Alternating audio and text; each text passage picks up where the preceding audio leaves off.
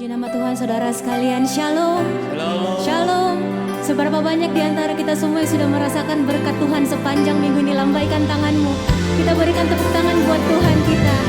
Terima kasih ya Tuhan atas kebaikan-Mu dalam hidup kami. Sekarang kami mau memuji Engkau, Engkau bertahta di atas pujian kami ya Bapa.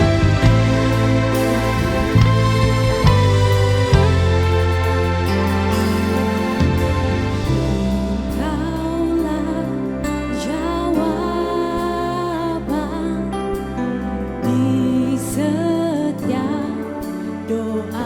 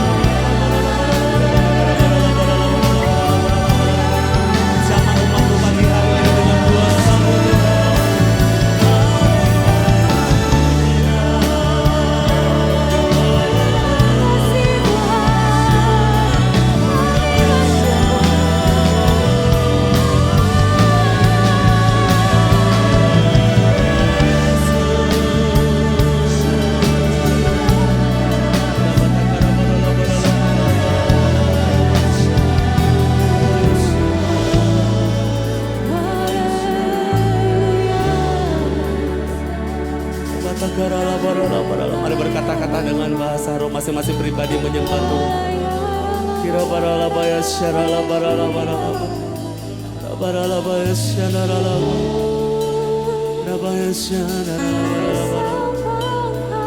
baya syarala barala kira baya syarala barala barala kira barala barala barala barala. Apapun yang terjadi dalam hidup kami, kami mau senantiasa bersyukur kepadamu Tuhan. Bersyukur setiap kejadian yang terjadi dalam hidup kami, bahkan sekitar kami. Awasannya untuk selama-lamanya kasih setiamu Tuhan dalam hidup kami. Terima kasih Tuhan. Ku bersyukur Bapa, ku bersyukur Tuhan, buat kasih setiamu di dalam hidupku. Ku bersyukur. Yang percaya katakan, ku bersyukur Bapa, ku bersyukur Tuhan, buat kasih setiamu, buat kasih setiamu di dalam hidupku. Ku bersyukur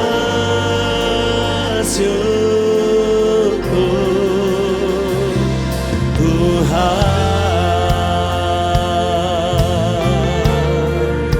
Ini pengakuan kami di hadapan-Mu ya Tuhan. Kami bersyukur buat kebaikan-Mu dalam hidup kami. Mari bersama-sama naikkan pujian ini. Katakan, banyak yang Kau perbuat di dalam hidupku. Rancangan indahmu terjadi di hidupku. Kau Bapa yang mengerti segala yang ku perlu, segala yang ku perlu. Katakan kasih-Mu sempurna, nyata dalam hidupku. Kau yang bersyukur angkat tanganmu. Ku bersyukur Bapa, ku bersyukur Tuhan, syukur Tuhan,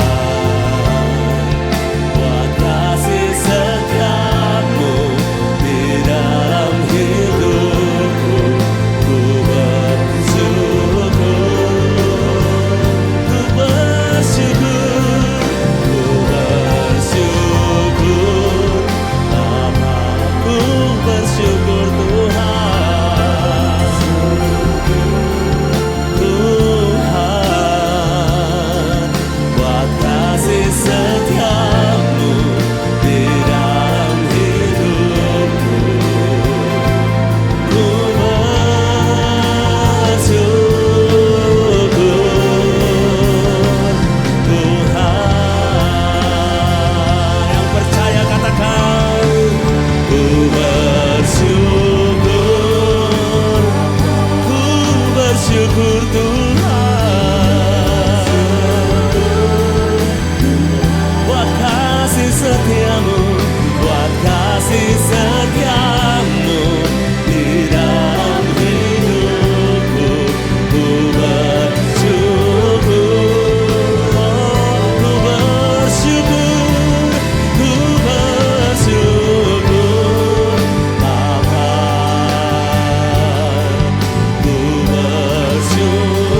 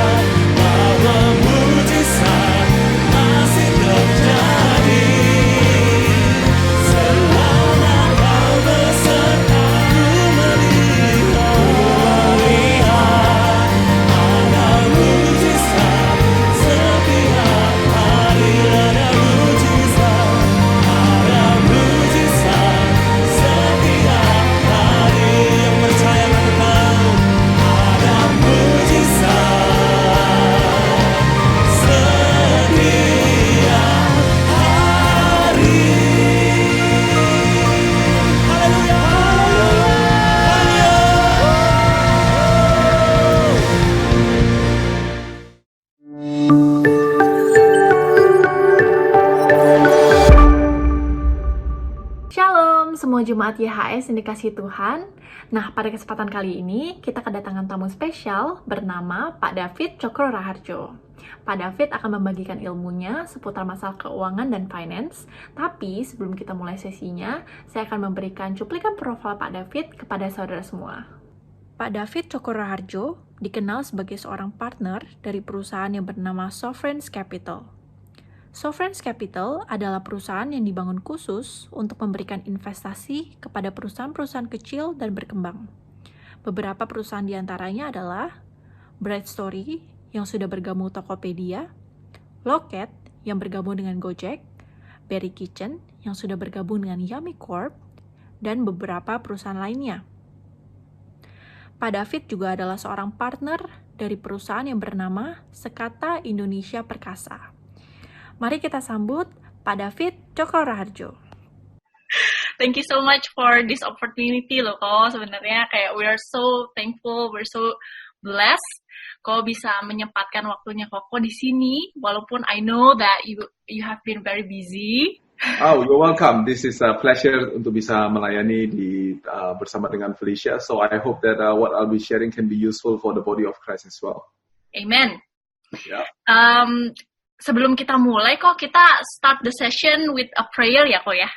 Sure, please. Oke. Bapak yang baik, kami berterima kasih, Bapak, atas penyertaan-Mu yang sempurna sepanjang hari ini. Bapak, kami berterima kasih pada malam hari ini, kami diberikan kesempatan untuk bisa berada di sini secara virtual. Engkau telah mengirimkan anak-Mu, Ko David, yang mau membagi ilmunya bagi kami, Tuhan. Kami tahu apapun yang kami dapatkan sekarang itu hanyalah anugerah-Mu dan kemurahan-Mu. Dan kami mau belajar Tuhan, kami ingin mengembangkan talenta yang telah Engkau berikan, dan kami yakin dan percaya apapun yang kami lakukan hari ini tidak akan sia-sia, dan hanya nama-Mu lah saja yang dipermuliakan. Di dalam nama Tuhan Yesus Kristus, kita berdoa dan mengucap syukur. Amin. Again, thank you so much, Ko, for coming. Yep. Semuanya sehat ya, Ko ya? Keluarga sehat? Sehat. Mantap. Sehat semua ya, Ko ya? Oke. Sebelumnya, I'm just really inspired by you, karena di usia Koko yang masih muda, Koko sudah own so many companies di Indonesia, di luar Indonesia, dan ya banyak sih anak-anak muda yang sangatlah terinspirasi sama Koko. Yeah. Thank you. Ya, seperti yang sudah diketahui sekarang itu, ini kan lagi pandemi corona nih, Ko. Nah, jadi banyak yang terdampak dari karena pandemi corona ini. Ya. Dari jemaat YHS pun kita juga banyak kayak mendengarkan cerita-cerita kalau misalnya banyak yang dipotong gajinya atau bahkan di PHK, kok. Ini adalah krisis ekonomi saya yang keempat sebagai seorang pengusaha, dan it is a little bit of a pattern yang saya lihat di pasar, yaitu adalah banyak orang tuh kalau lagi gak ada krisis, kita cerita tentang bagaimana kita itu harus punya challenge, kita harus punya krisis, karena dibalik daripada sebuah krisis katanya ada opportunity. Tetapi seperti di dalam pandemi yang kali ini dan juga di dalam krisis-krisis yang sebelumnya, saya memperhatikan bahwa it's one thing to have the knowledge, but it is another thing untuk sebetulnya melakukan apa yang kita ketahui. Yaitu kita semuanya menyadari bersama-sama, Bosan Felicia bilang bahwa kita sedang ada krisis. Oke. Kalau hukumnya mengatakan bahwa di mana ada krisis, di situ ada opportunity, berarti pada titik sekarang ini, krisis ini sedang memberikan banyak opportunity. Nah, tetapi sayangnya banyak orang tidak mencari opportunity itu, tapi mereka malah mencari tempat untuk sembunyi dan mengatakan adalah let's do nothing. Moga-moga ini krisisnya cepat-cepat berlalu so that we can go back to the old normal. So my insight adalah there is no old normal, there is only current normal, dan current normal ini membutuhkan normalitas yang baru gitu, new normal. Ya kan, firman Tuhan mengatakan bahwa anggur yang baru tidak bisa dimasukkan ke dalam kantong yang lama, karena kalau dimasukkan ke dalam kantong yang lama, kantongnya jebol katanya begitu, right? And so we see how the world is looking at it. Dia bilang, di mana ada krisis, di situ ada opportunity. I think it's either today or yesterday, Jeff Bezos just increase dia punya net worth by another 15 atau 16 miliar US dollar. Justru di tengah-tengah daripada krisis ini, gitu. Ya kan? Nah, jadi berarti orang dunia tahu itu. Nah, Alkitab kita juga mengatakan bahwa adalah anggur baru tidak bisa dimasukkan dalam kantong yang lama. Artinya adalah the way we look at it as a Christian seharusnya adalah bahwa ada anointing yang baru, ada blessing yang baru, ada opportunity yang baru, ada sesuatu yang baru yang Tuhan sedang mau kerjakan. Pertanyaannya adalah apakah saya dan Felicia dan jemaat, apakah kita memiliki kantong yang baru atau tidak? Nah, kalau kita nggak punya kantong yang baru, artinya berkat itu datang, tapi kemudian kita tidak bisa menampungnya, maka sia-sialah berkat yang Tuhan sudah sediakan bagi kita. Contoh yang gampang, Felicia barusan bilang, zaman sekarang kita semuanya menggunakan Zoom call atau semacamnya untuk kita bisa berkomunikasi dan mendatangkan kehadiran Tuhan melalui teknologi. Nah, kalau semuanya Tuhan mengirimkan jiwa-jiwa kepada kita, tetapi kita nggak fasih dengan teknologi. Kita bilangnya dah apa-apaan tuh pakai teknologi. Apa itu pakai Zoom, pakai YouTube, pakai apa semua kayak begini. And you refuse to menyediakan kantong yang baru. What is gonna happen? Berkatnya datang, tapi kemudian tidak bisa ditampung, jebol gitu. And it's the same with finance. It is the same with business. Jadi bisnisnya nggak berubah, Felicia. Industrinya tidak berubah, dan ekonomi negara kita akan terus bergerak, baik anak-anak Tuhan mau melakukan sesuatu atau tidak melakukan sesuatu. So when you say that, why am I still investing? Why am I still being optimis dengan dunia kita? Karena ya saya berharap supaya kita bisa menjadi bagian daripada dunia baru yang sedang Tuhan siapkan, bahwa saya berdoa supaya lebih banyak lagi anak-anak Tuhan yang bisa terlibat, yang ada di marketplace. Karena kalau kita nggak di marketplace, terus kita cuma bisanya komplain bahwa why is the world thinking the way that they are thinking? Well, my question is like, what are you thinking? Are you excellent or not? Gitu. Nah, gitu. Jadi anyway, that's my thinking process tentang apa yang sedang terjadi. Wow, dunia baru ya kok ya. Wow, seperti kayak New Earth gitu ya kok. I mean, like everything is new, right? Everything is new. Hari ini saya kebetulan hosting ada satu pengusaha, dan sebelum COVID-19 dia punya 70 toko fashion, dan hari ini dia sudah buka 40, masih ada 30 yang belum buka. If you are listening to her, kita mendengarkan bagaimana dia tidak meniadakan bahwa adanya tantangan-tantangan yang baru di era pasca COVID-19. Tapi dia tidak berhenti, dan dia punya mimpi yang besar, dan dia tidak meniadakan masalah dan challenges, tapi dia berpikir terus tentang bagaimana caranya kita masih bisa jualan, bagaimana caranya kita masih bisa memberikan kualitas yang terbaik, tapi dengan channel yang baru. Dia tentu tadi sedang ngobrol dengan saya, dengan konteksnya adalah bagaimana kita menciptakan online presence, bagaimana menciptakan O2O strategi online dan offline untuk bisnis-bisnis secara retail and things like that. So itu yang saya rasa yang kita perlu pikirkan, ya kan? Jadi ada apakah berarti orang-orang tidak akan lagi pergi secara fisik? Jawaban saya yes of course. Tapi fakta membuktikan bahwa adalah akan ada orang-orang yang lebih berhati-hati untuk melakukan transaksi secara offline, karena ada aktivitas tertentu, ada pekerjaan tertentu yang bisa diselesaikan secara online. Jadi tugas kita adalah bukan hanya beradaptasi, tapi kemudian menjadi yang terbaik di ekonomi yang baru, di kebiasaan yang baru, di skill-skill yang baru, menggunakan teknologi yang baru. Gitu. Wow, jadi nggak cuma beradaptasi, tapi menjadi yang terbaik ya kok ya, menjadi the best version of ourselves. Of course, ya. Nah, jadi ini pertanyaan untuk Felicia, dan juga pertanyaan untuk semua orang yang nantinya akan menonton recording ini. Pertanyaan saya adalah, what do you have to learn? Gak mungkin sebuah COVID-19 yang merupakan pandemi global, kemudian sebagai gereja, sebagai pekerjaan kita, maupun sebagai usaha kita, you are saying that saya tidak perlu belajar anything new. Nah, pada saat kalau itu yang kita lakukan, maka jawaban saya adalah, itu sebabnya Anda sebenarnya tahu, kamu itu sebenarnya cuma punya kantong yang lama. Jadi berkat Tuhan datang, tapi kita tidak bisa menampungnya. You think about Simon Peter, right? Petrus adalah seorang yang ahli penjala ikan gitu. Dan kemudian dia satu hari terus mencoba dan tidak mendapatkan apa-apa. Terus Tuhan Yesus naik ke kapalnya dan dia bilang adalah, gimana kalau lempar di sebelah satu di sebelah sini, right? So there is a new way. There is a new way.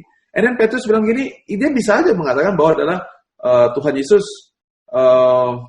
kayaknya yang lebih jago mancing ikan saya deh. Lu kan guru gitu, ya udahlah, just do your thing, let me do my thing. But you see, dia ada satu obedience yang ada di dalam hati dia. Dan kemudian dia mengatakan adalah, karena Tuhan yang meminta, maka saya pun akan melakukannya. Dan pada saat dia melakukannya, dikatakan tuaian itu atau penarikan penjalan ikan itu sedemikian beratnya, sehingga dia harus memanggil teman-temannya untuk menarik tuaian itu. And so, there is this principle yang dibutuhkan. I can keep on go on and on, tetapi dalam Alkitab menunjukkan berkali-kali di mana kita bisa melihat bahwa Tuhan itu gak pernah berhenti untuk memberikan hal-hal yang baru, mencurahkan berkat-berkatnya kepada umatnya. Pertanyaannya adalah, are you open-minded or not?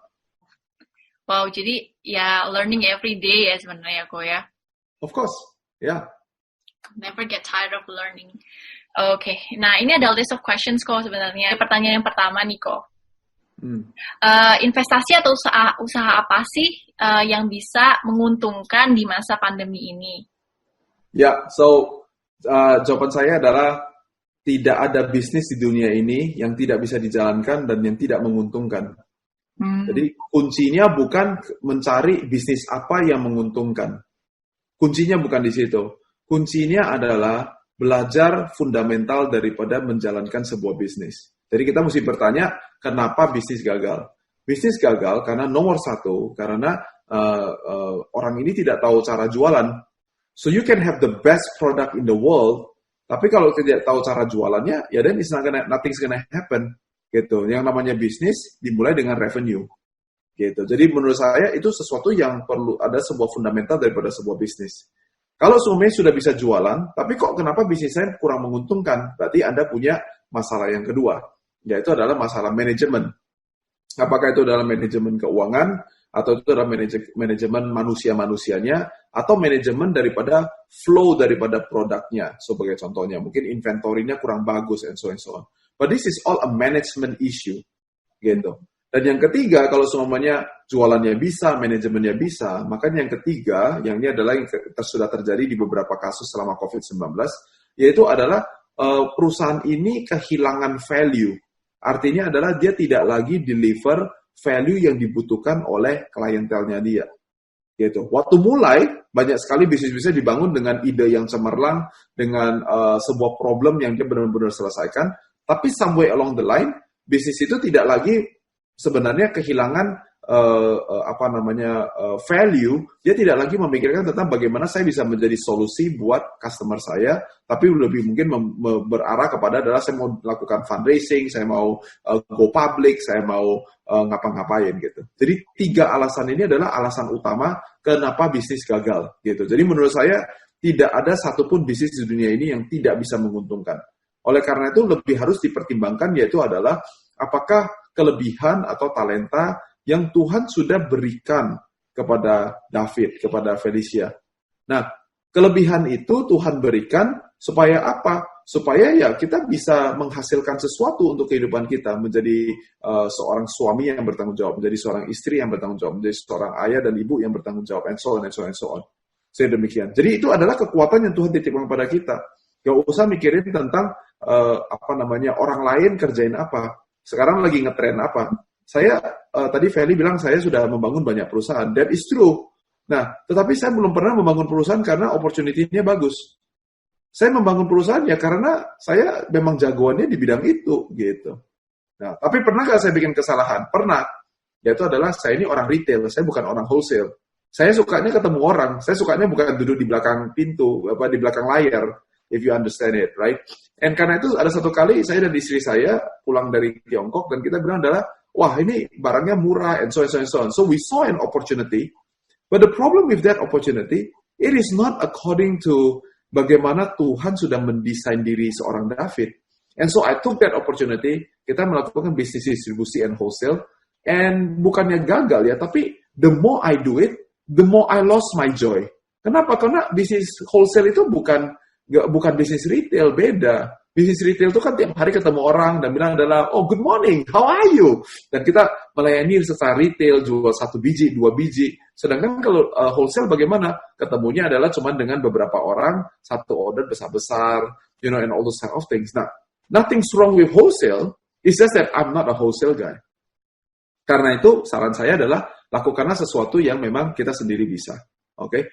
Yang kedua adalah, kalau Tuhan memberikan kebisaan kepada saya, tujuan daripada kebisaan itu adalah supaya saya bisa berkontribusi di dalam kehidupan orang lain. Jadi, saya dikasih supaya saya bisa menjadi saluran berkat buat orang lain. Artinya adalah, jangan mikirin dulu, where is the money? Pikirin dulu, bagaimana saya bisa berkontribusi untuk orang lain.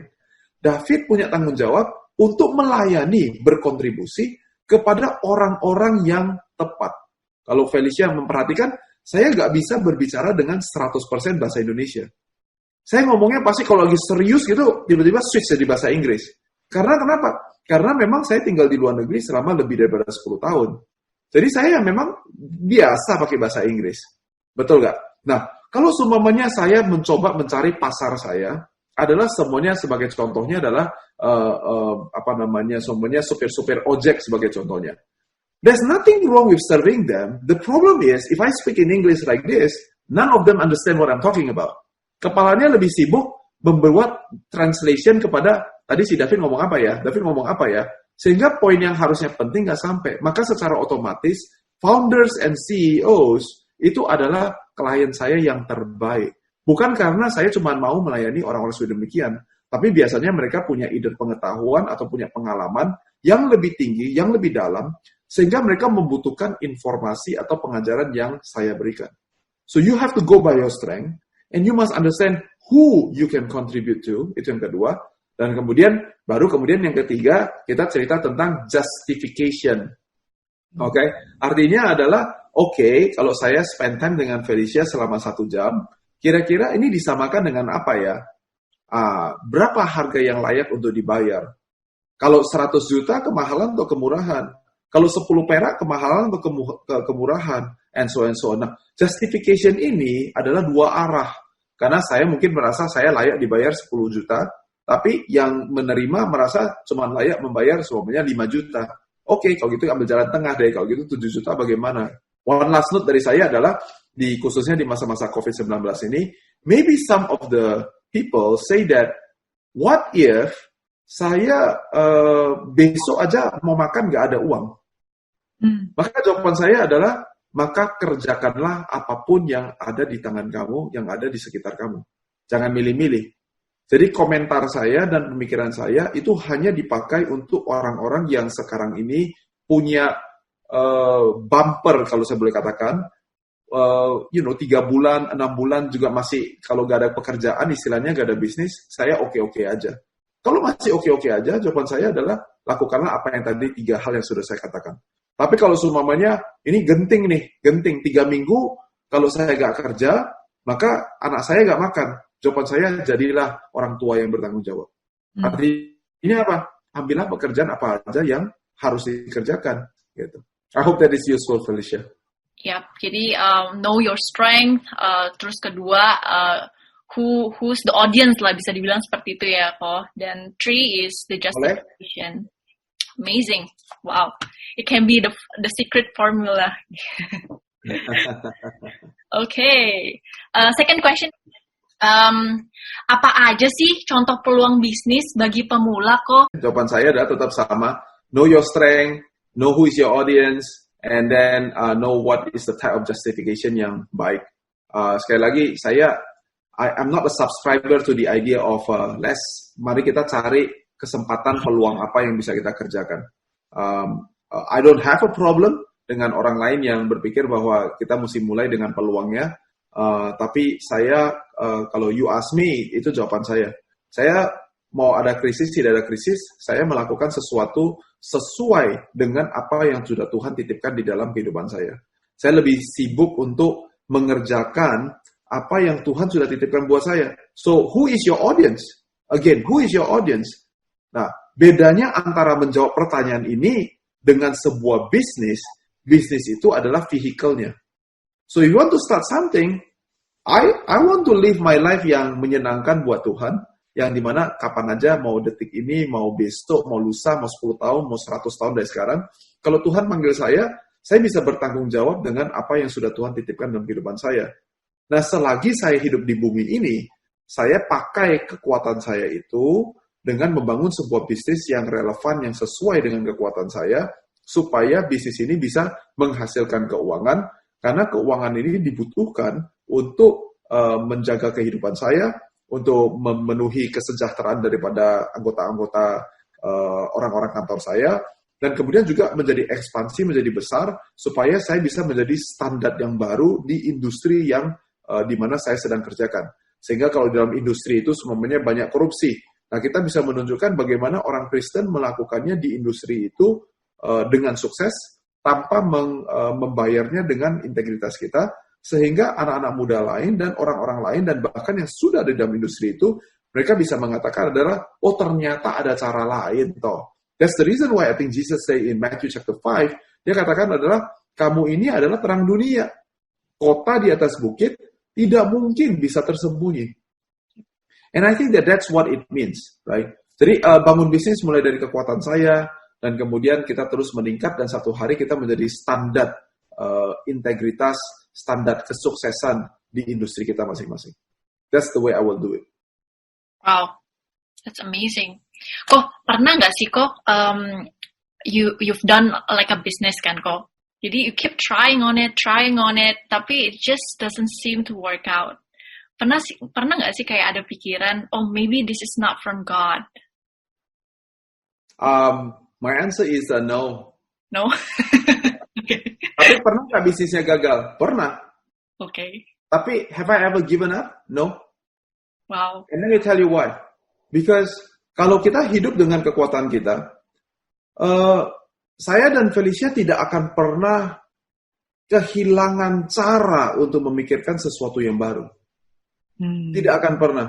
Karena di Amsal 16, if you read the Proverbs chapter 16, it says that true brilliance is like the flow of a spring water.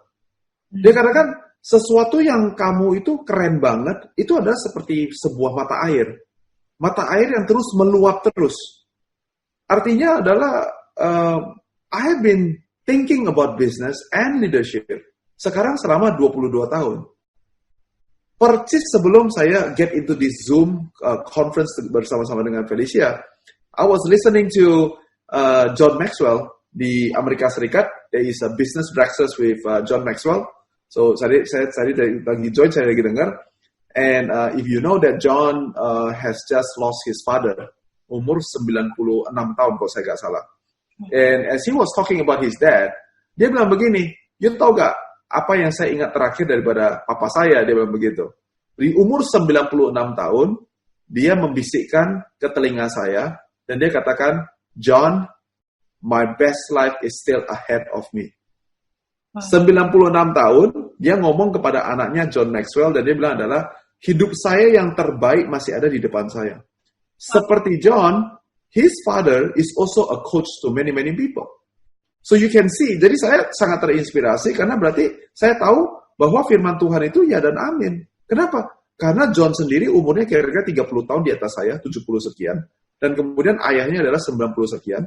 Dan ternyata di umur mereka yang 70 dan 90, John Maxwell masih belum berhenti menulis buku. Dia tadi lagi cerita tentang buku dia yang baru yang akan dirilis lagi di bulan Januari 2021. At umur 70 plus, dia masih menulis buku. Dan itu akan menjadi buku dia yang nomor 88. Okay? So, jawaban saya adalah, if you are truly brilliant in that area, you are like a spring of fresh water, seperti sebuah sumber mata air yang nggak pernah kering, dan dia terus meluap terus. Oleh karena itu, pernah nggak saya melakukan sesuatu yang saya rasa adalah, I could have done better? Of course.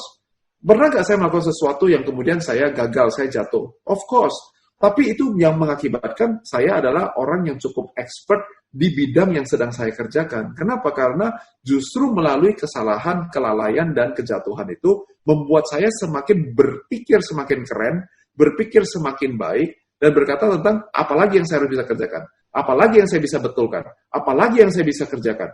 And it just keep on going.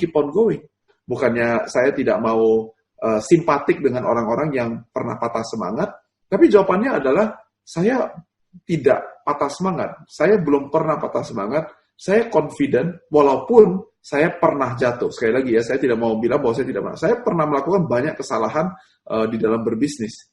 But doing business and coaching business is my true passion. I truly enjoy it.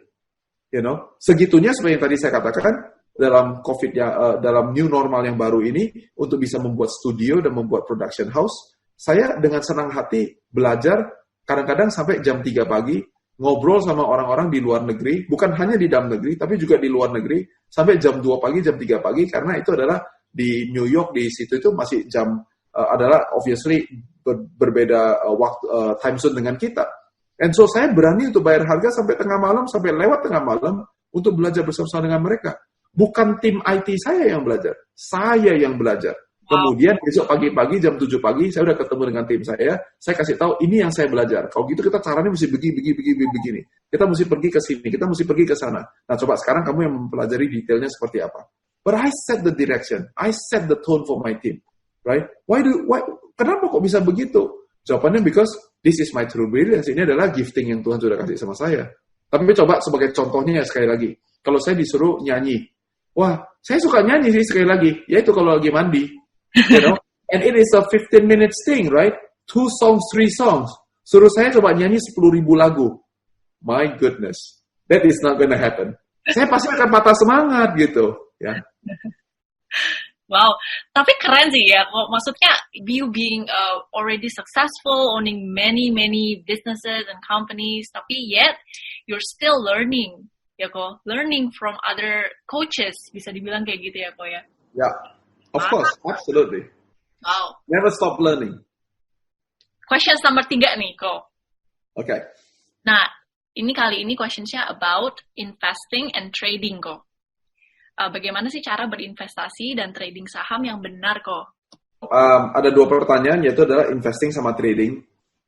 Saya tidak expert di dalam trading saham, jadi saya rasa saya bukan orang yang tepat untuk mengajarkan tentang trading saham. I think there is many other people that can talk to you about it, so that I'm not good at it. Tapi pada prinsip dasarnya adalah trading saham adalah bentuk daripada sebuah investasi. Jadi yang saya bisa ajarkan adalah prinsipnya. So if you want to do investment, kalian mesti get familiar dengan kata resiko. Tidak ada cerita mau investasi, tapi tidak mau mengambil resiko. Oke. Nah, menjadi business practitioner, menjadi seorang entrepreneur, menjadi pemilik usaha, itu berbeda dengan menjadi investor. Kalau mau jadi investor, saya tidak punya kontrol terhadap resiko itu.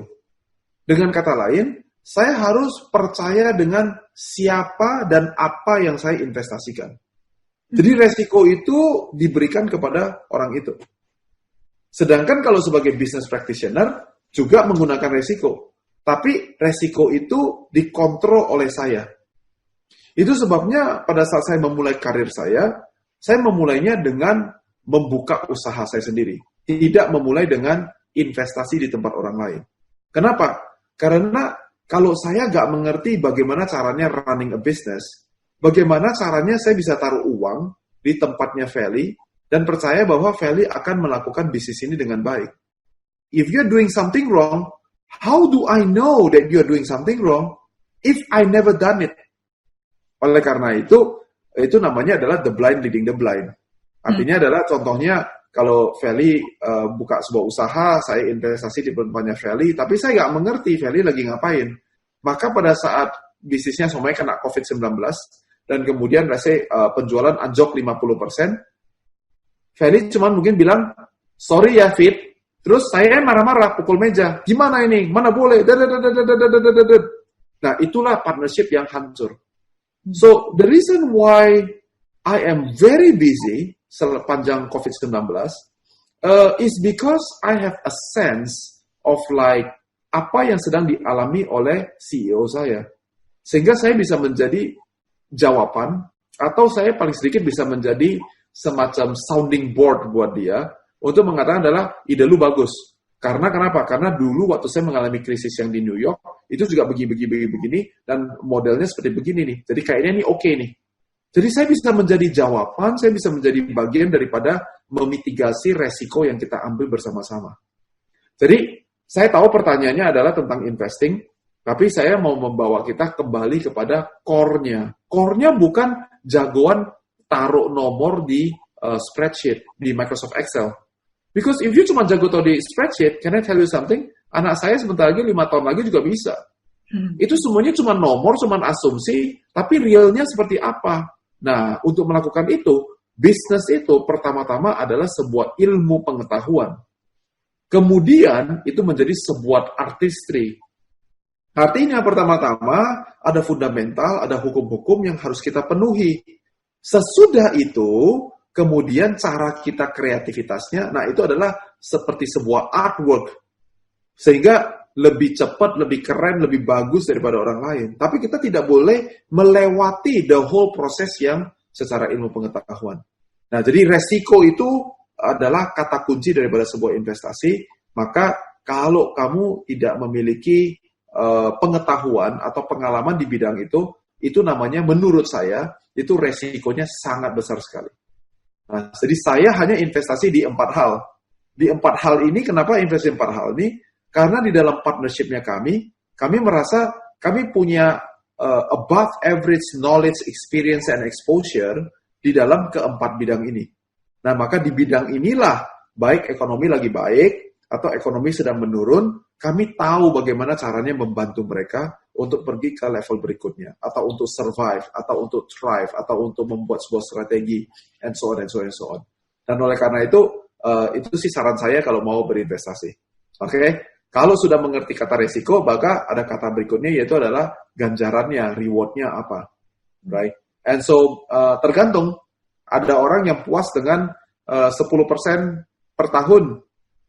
Dan ambillah resiko yang di atas, yang bisa membuktikan bahwa bisa punya return 10%. Ada orang yang perusahaan-perusahaan yang saya investasikan memiliki resiko yang sangat tinggi sekali. Oleh karena itu, reward-nya juga sangat tinggi sekali. Tapi kalau rugi, ya habis semuanya. So, low risk, low return, high risk, high return. Itu adalah hukum daripada investasi. Jadi memang tergantung resikonya ya, Ko ya. If you want to invest in certain area, ya have to look at the risk and return, of course. I assume that because there is sebuah asumsi underlying pertanyaan di situ bahwa apakah MLM itu alkitabiah atau tidak. Saudara telah mengikuti ibadah online Gereja YHS. Saudara yang diberkati melalui tayangan ibadah online diberi kesempatan untuk memberi persembahan. Bagi jemaat yang rindu menabur untuk pekerjaan Tuhan di Gereja YHS, dapat memberikan persembahan dan persepuluhannya secara online melalui rekening BCA Sinode Gereja YHS 010 922 9000 010 922 9000 atas nama Gereja YHS. Atau transfer lewat aplikasi pembayaran online yang Anda miliki dengan men-scan QR Code yang tersedia. Sertakan keterangan persembahan atau perpuluhan dan juga keterangan dari kota mana. Contohnya, Persepuluhan YHS Makassar. Mari memberi dengan penuh sukacita dan dengan penuh ucapan syukur. Yeshua HaMasiah, bless you.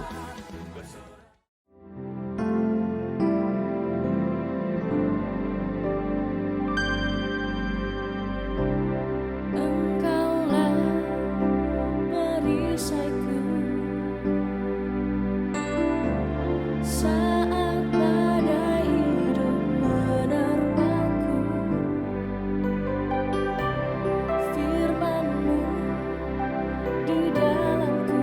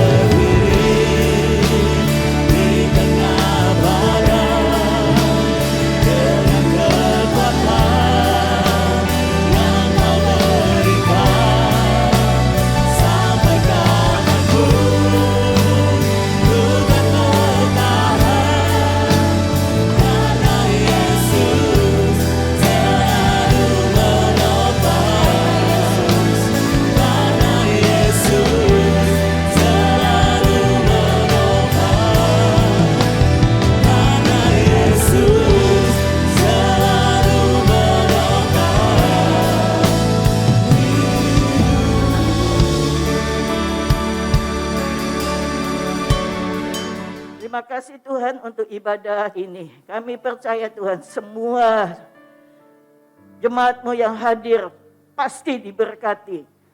Setiap firman Tuhan yang sudah ditabur tidak akan kembali dengan sia-sia. Tetapi dia tertanam di dalam kehidupan kami, bertumbuh dan berbuah. Kami kuat di dalam Tuhan. Kami ada takut tetapi kami tidak hidup di dalam ketakutan. Kami percaya roh yang ada pada kami ini lebih besar daripada roh yang di dalam dunia ini. Kau berkati Tuhan mereka, pekerjaan usaha mereka diberkati, kesehatan mereka diberkati, keluarga mereka, anak-anak mereka semua diberkati. Kami juga berdoa untuk gembala senior kami, Pastor Yusak Adi Swantoro yang berada di Malang. Kau juga memberkati, pelayanan diberkati, kesehatannya diberkati, keluarga, istri, anak-anak dan cucu-cucunya diberkati. Semua pelayan-pelayan Tuhan, Engkau juga memberkati mereka. Terima kasih Tuhan. Terimalah dengan iman berkat Bapa Yahweh di dalam kasih anugerah Tuhan Yesus Kristus, kekuatan Roh Kudus memberkati, menyertai kita sekalian mulai hari ini sampai selama-lamanya. Di dalam nama Tuhan Yesus HaMashiach yang percaya dikatakan amin. Amin.